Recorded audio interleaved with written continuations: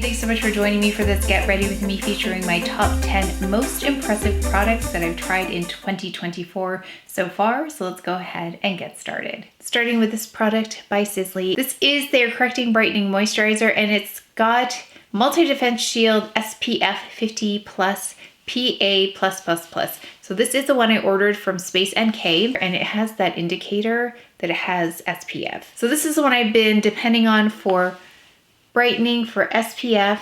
It does really well under makeup. It does have a white cast, as we can see here. I'm pretty generous with this just because I want to make sure my skin is completely covered. And oddly, this white cast allows me to see exactly where I've placed the SPF. So that's actually kind of a helpful thing. And then it does mesh nicely with the skin after a few minutes. So we're going to apply this, wait for a moment, and then see how it looks in a little bit. I've shown this in natural light versus artificial light. These lights do emphasize a white cast that is not this apparent in real life, but it does have a nice lightweight moisturizing feel to it, which I like. Let's let this just mesh with the skin for a few minutes. Okay, so it has been approximately 5 minutes since I last saw you, so it has meshed a little bit with the skin. You can still see a little bit of a bluish tint from the white cast, but nothing like it was on initial application. I'm looking for my concealer. It's here somewhere. I just had it. Here it is. I've got my Chanel concealer for the under eye area, and when I did this recently in another video, I had done this spot first, or this area first, and then it just looks like I have less makeup to apply after that. And once this is taken care of, the rest of my makeup seems to go faster. It seems like there isn't as much to cover on my skin.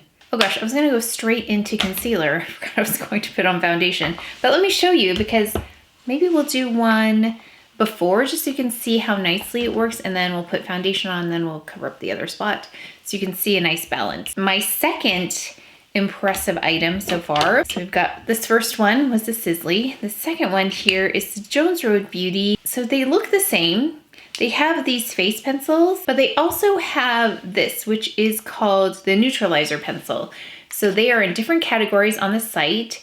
And number 6 is a very close shade. Oh my gosh, throwing things. Number 6 is a very close shade. Let me just swatch for you in case you have this. So that's 6 right there. That's a really great shade for my face. It's got a peachy tone to it, but let me show you this one. This is light peach, and this is the Neutralizer. And you can see the Neutralizer even has more peach, and that's why I prefer this one. Before this one, 6 was a really great shade, but I really like the Neutralizer. Really neutralizes. So we've got this, and let me just show you on one of my dark spots here so far. Yeah, so we'll just apply it to this dark spot here directly onto skin, which is a really nice way to be able to use this. Sometimes just the warmth of my hands here makes it mesh really nicely. I'll use a brush sometimes too. But it can be a quick way to just cover up dark spots. There is no SPF in this product right here, which is why it doesn't completely compete with something like the Clé de Peau concealer, because the Clé de Peau concealer has SPF, which you know I love SPF, and if I can get any more SPF on my face, I will do that, just because I want to make sure it's completely protected. But that's just a really quick illustration of how you can cover up dark spots pretty fast. Like this little scar here. It's just easy to use as well. And it wears really, really well over many hours. It is one of the few neutralizers, or it's like a concealing product really, but specifically I use it for my dark spots to neutralize them. One of the best performances over many hours. Really looks good. Okay, so let's go in with the third impressive item. I will lose count, I know, along the way, because I always do. Whenever I start counting things, I always forget where I am. This is the Sisley foundation that I talked about, and I was going to do an in-depth review on this, and then I got distracted by a Chanel product that is not available globally, so that's why that is not included. I'm talking about this one, the Le Beige foundation. If it was available globally, I'd be talking about this. And I picked up Honey, and I also picked up 3W2 Hazel. So we've got Honey and 3W2 Hazel. The hardest part always with Sisley is to find the color match. So we've got Honey here, and then we got, well, my face is washed out. So we've got Honey here, and then we have here Hazel. The best is for me to mix them, unfortunately, which means it's 2 foundations. Shiseido brush, of course, here. I like that this is a very thin layer of makeup, but it also has lovely wear on it. It looks second skin-like. You can see there, it almost looks like my skin. By the time I blended those 2 together, it's really nice. And this is one of those products that I have tested over many hours, and it really wears beautifully. So it does all of those things that I like because I have combination skin, and I need it to really stay put because in the afternoon, especially, my skin can get really oily in the center and things start sliding around. This really holds on nicely without looking cakey at the same time. They did a really nice job formulating this, but like I said, it's just the color match. Oh, Sisley is so difficult trying to find the correct color. So I've been mixing these 2 together. And it works well with the SPF. So then I can get SPF and this, and it's a pretty quick, effortless application because it can seem like foundation is a time-consuming process sometimes, or at least for me, I feel like, gosh, this is really time-consuming. But this is such a quick, really quick, flawless application. It looks really, really natural, really natural. So we're going to go in with this on the other side as well. These 2 are kind of nice for me because they're in the same like medium range, but then I've got warm and then also some cool elements. My skin tone is actually not quite warm and not quite neutral. It's a little bit of both. But let me know if you are BD 41 in Chanel, what shade you are in Sisley foundation, because it is always so difficult for me to figure it out. Let's go ahead with the Jones Road Light Peach again. So we'll show you this over foundation.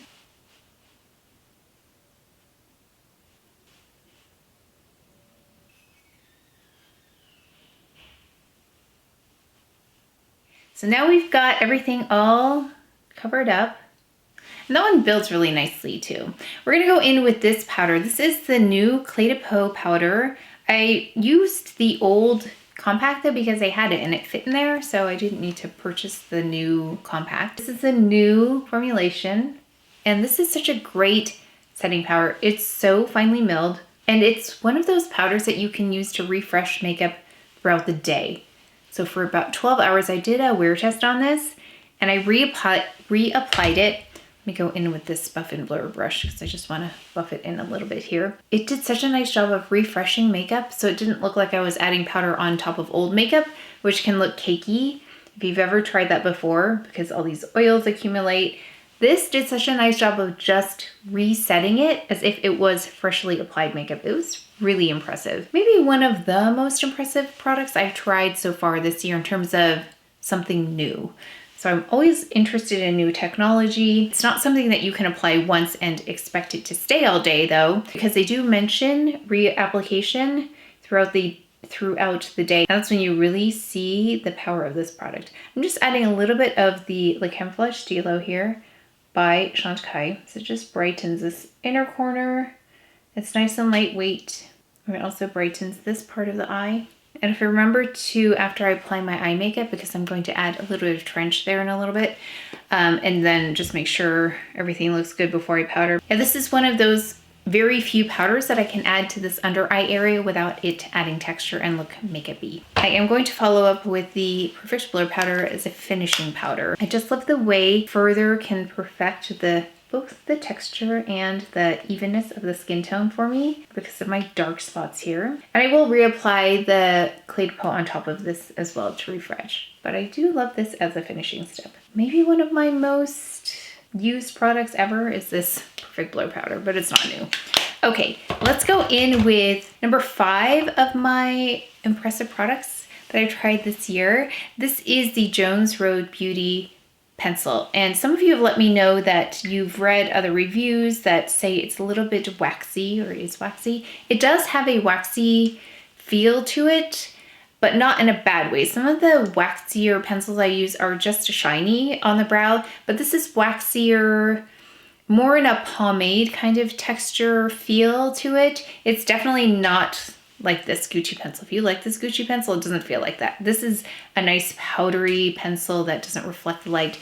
This However, the reason I like this is because I can pretty much skip brow gel if I want to, because it has a bit of hold to it. And it has particles in there that can help increase the volume of the eyebrow area, or the appearance of the volume of this eyebrow area.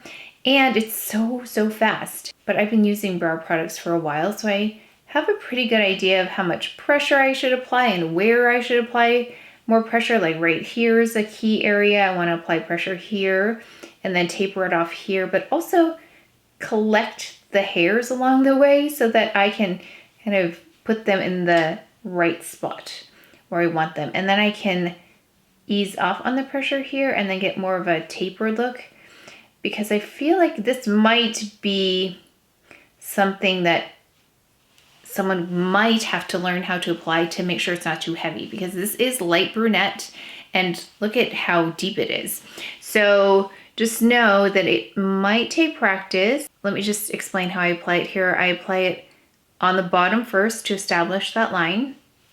Less pressure at the front, greater pressure here, and then I will start to fill in this part right here, turning this pencil on the side so that it gives some width to the brow right here. And then I will go in and just gently kind of feather some of these brows up, because it's catching the brows as well along the way, not adding as much pressure, but then adding pressure here, because it will deposit more with the greater the pressure. And then also kind of tapering it off here, but also gathering the hairs at the same time. And then I just like to reevaluate, because my brows are not naturally symmetrical. So I have to add a little bit more here, a little bit of height. You saw how fast that was. I think I'm gonna see if I can do this without cutting any of the application time here, because I wanted to show you how quick this was. And that's why this is so impressive. I don't have a brow product that can both fill in and get the brows going in the right direction all at once in that amount of time. I do not have anything like that. The wear on this is really excellent as well. But as you can see, the brows are laying flat. So that's that waxier kind of element. I just do this for really quick brow. It looks really nice. I feel like I need to balance my brows out with the rest of my features. So if I want to go in and build some of that dimension back so it's not laying flat, the hairs aren't laying flat, I'll go in with the Jones Road Brow Gel, which is a lovely brow gel. If I want something that's more natural, I will use just the brow gel.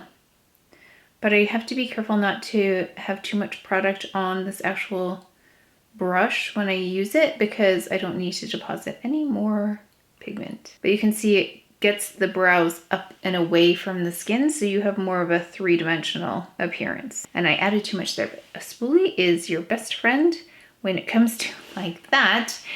This is a newer gel, so there's a little bit more pigment on this brush than usual. And so now I know they look really heavy. So we're going to go in with a brow spoolie and brush through. So it's not a solid line going across, break that up a little bit. And then also the spoolie can remove anything that ended up where it didn't mean to end up, or where I didn't intend for it to go. Okay, so whenever my brows are looking a little bold, a spoolie always comes in handy, and I really like this one by Patrick Ta. It's got a little applicator too when I use the Chanel brow powder. I like this one, but the spoolie is really nice. Number 6. So this is an eye product, and I love these Chanel singles, but I really was caught off guard when I saw these in person because I hadn't heard anything about them. So I picked this one up first, 238 Quartz Fume. After I tried Quartz Fume, I wanted to order this, and now, of course, I would like the Jade Facité, and I have the lilac one on the way. So I want to go in with this Brun Talpa just because I love one and dones. I really do, and they're just so easy to use.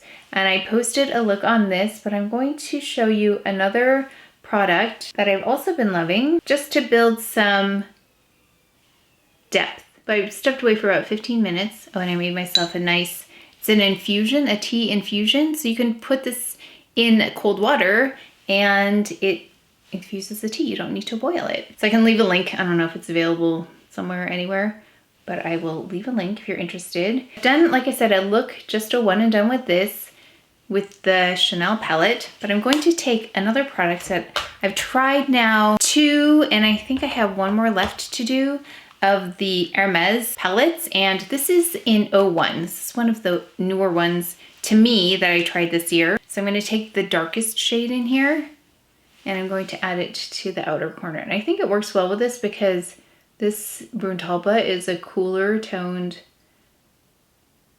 shadow, and then this has like a purpley tone to it, just to intensify the exterior. I'm so impressed with these Hermes palettes because of the color payoff here, especially with these darker colors, but also they're really easy to blend and work with. I'm just gonna add a little bit to the edge there and then into the crease. So then let's take that Brun Talpa again. I'm just gonna blend that in. I'm just using these 2 colors today. And that's what's so nice about these Hermes palettes is that you can use them with other palettes. And just like the Chanel palette, you can use it with other palettes. I'm going to take this brush. It's an Essem, a T05. And I'm just going to use that to create a little bit of a eyeliner of sorts right along the lash line.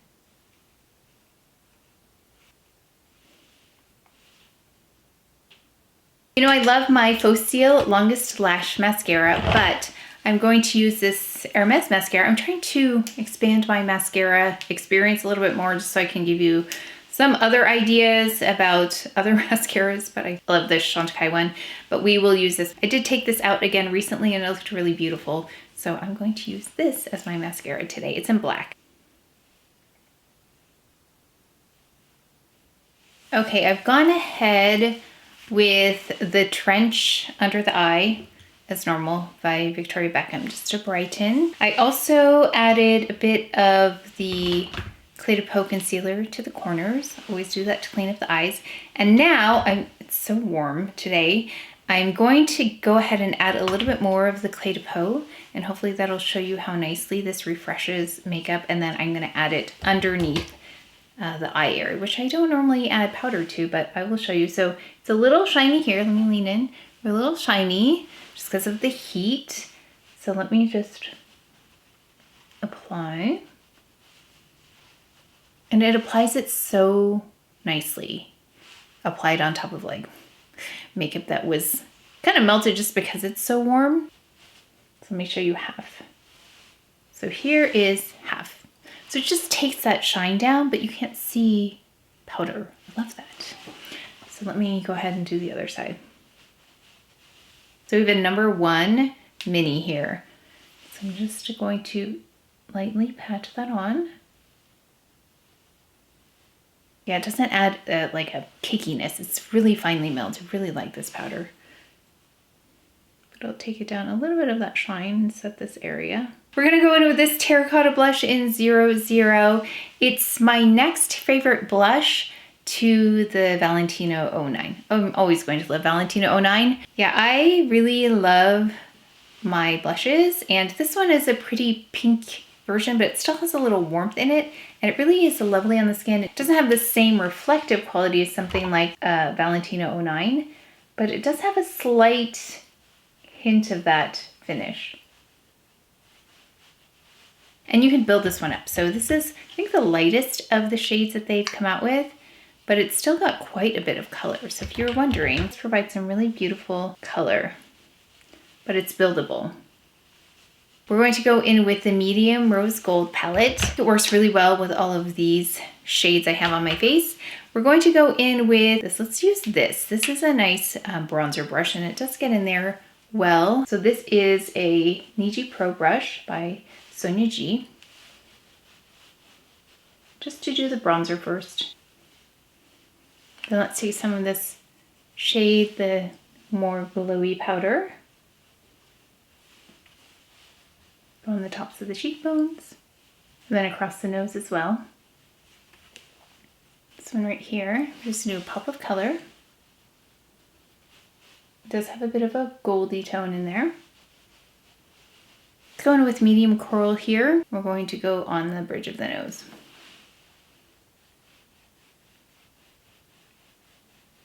I'm going to take my Buff and Blur brush, a little bit of the Perfect Blur powder.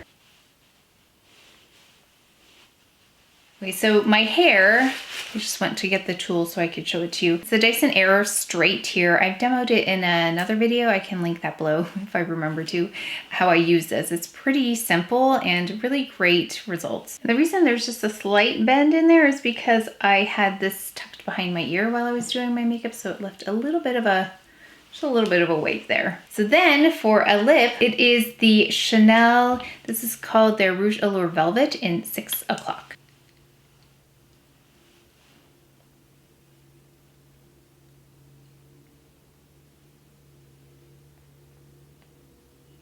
And this is it for the final look. Please let me know again what your top 10 or top favorites are so far this year that you've tried, and application tips. I think that's really important to maximize those products. So leave your tips and tricks in the comment section below. I always look forward to learning from you. But that is it for today's video. So please take care of each other. Stay well if you enjoyed this video.